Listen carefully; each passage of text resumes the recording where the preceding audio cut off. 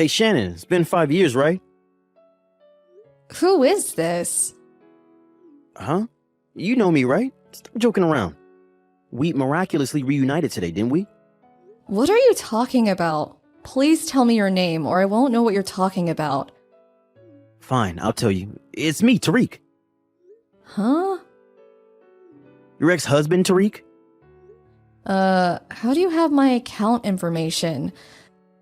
You seriously? You don't know yet? You came to the entrance ceremony at the kindergarten yesterday, right? The entrance ceremony? Your child goes to the same kindergarten as mine? Yep, she's my second child. It seems that my daughter is in a different class as your daughter, though. But it seems like a child of my wife's friend is in the same class as your child, so you must have exchanged contact information with her. She gave your contact information to my wife, which is how I got it. Could you not hand out my contact information like that? Calm down. I have no intention of getting back together with you or something. My wife knows I have your contact information, so there's no need to worry. Your wife is Sarah, right? The woman you cheated on me with 5 years ago, which was the cause of our divorce and also an old friend of mine. It's obvious she finds the situation hilarious. Yeah, kind of. I mean, I think it's hilarious as well. Don't contact me anymore. What? I guess it can't be helped if we see each other at the kindergarten, but I have no intention of being friendly with you two. Bye.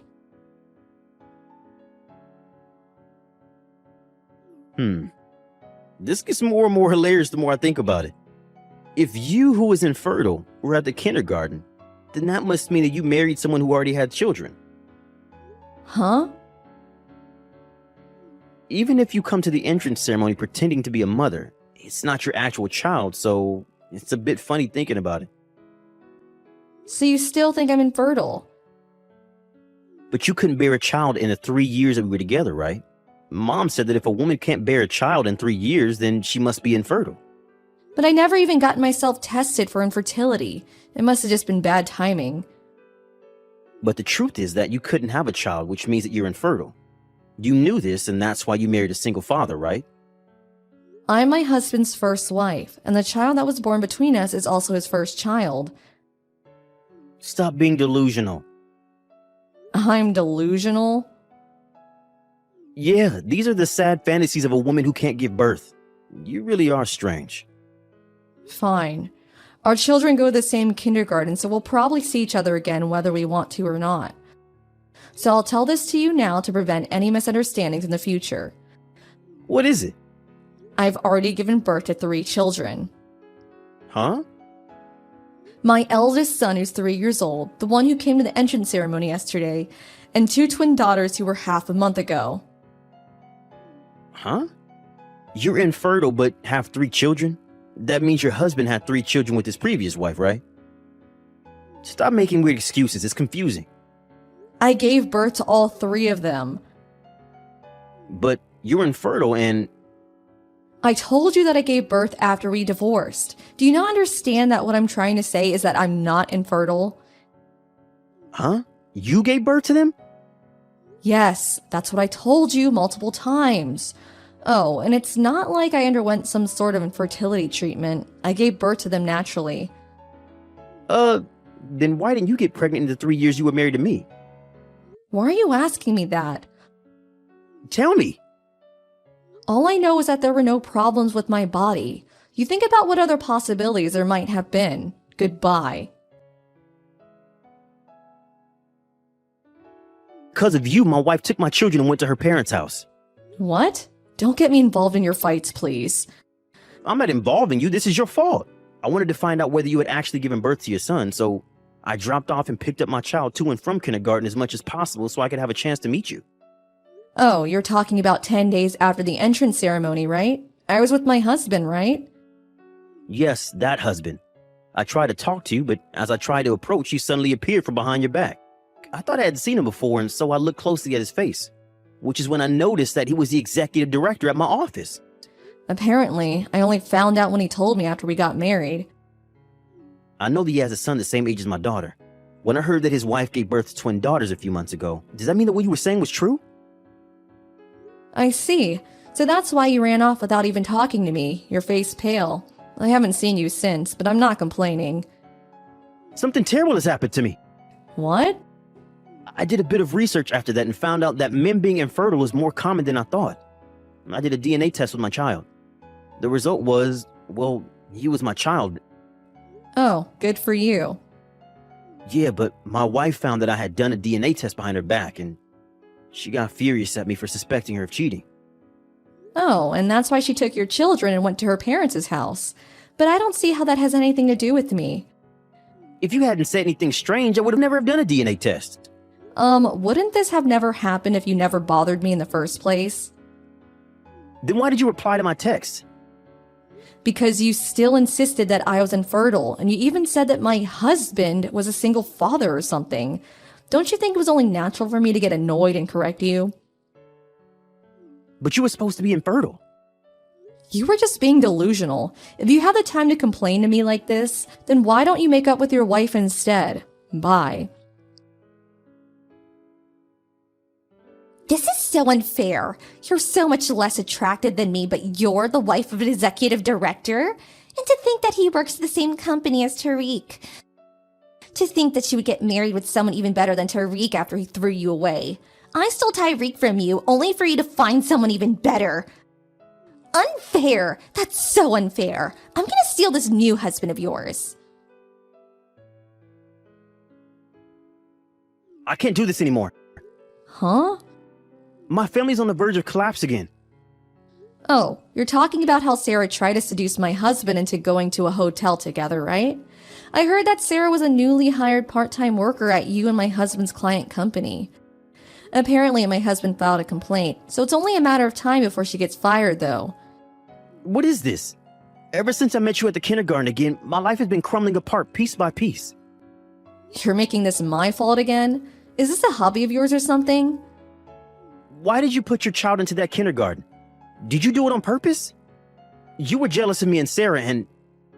I don't have enough time on my hands for such stupid matters. You're saying this is stupid? Yes, no matter how you look at it. What? Why don't you calm down and think about this logically? It just happened to be the case that we enrolled our children in the same kindergarten. I didn't do anything to you. Do you understand that? Uh-oh. Which means that if you hadn't went out of your way to get my contact information just to annoy me, this never would have happened. Don't make me repeat myself over and over. Shannon, I turned in my divorce papers earlier, so could you get divorced as well and get back together with me? Huh?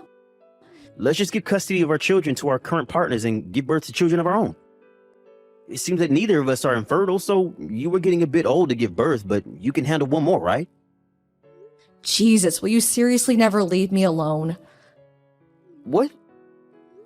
It's been medically proven that too much stress makes it more difficult to have children. What? What are you trying to say? Don't you get it? Huh? You bothering me like this all the time is a huge source of stress. Your parents were the same when they were living with us. My parents? Yes, they were just like you. Every time I met them, the first thing they would say was, "Give us a grandchild." They would tell me this more than a dozen times each day, which almost drove me to insanity. But they never said that to Sarah. Of course they didn't. What?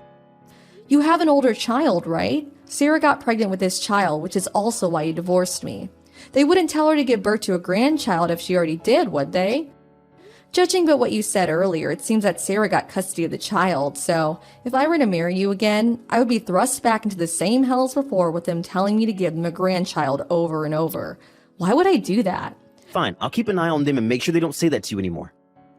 But I have no intention of divorcing my husband, and I have no intention of letting go of my children either. What? Really? Why did you even think that I want to get back together with you in the first place? There's no chance no matter how you look at it. Yeah, but if the two of us loved each other enough... I lost my last ounce of love for you when I found out you cheated on me with Sarah. What? Then what should I do now? I already got divorced. I don't know. Just open the front door, will you? What? I came to pick you up. I know that the executive director doesn't go to work on Mondays. This is our chance to make an escape without being bothered. Come on, I'm outside the backyard. I can come in if I break the window in the living room. Hold on. If I could just get a hold of you for a day, then you'll have no choice but to get divorced. Are you an idiot? Huh? Is that how you talk to your husband? If the executive director doesn't go to work on Mondays, then he isn't at the office now, right? Yeah, that's why... Then doesn't that mean there's a high probability that he's currently at home? In fact, he is. Huh? Apparently he's going to tell the company about this. No way. We already called the police, by the way. I hear sirens. There's no use trying to run anymore. Goodbye. I didn't expect that he would try and break in our house and get caught by the police. Not long after that, Tyreek was fired from his job. We received an alimony from Tyreek and Sarah, and after that placed a restraining order on them. I haven't seen them since. Apparently, both of their families got involved in a fight over who would get custody of their children. Since neither of the parents were functioning adults, the grandparents of the children had to settle things for them. Each family would gain custody of one child, and they would be adopted by relatives. The relatives of both Tyreek and Sarah cut ties with their families. It seems the 6 of them, Tyreek, Sarah, and their 4 parents, all are currently unemployed. There are eyewitness accounts saying that they were living together under a bridge, but it's uncertain where they really went.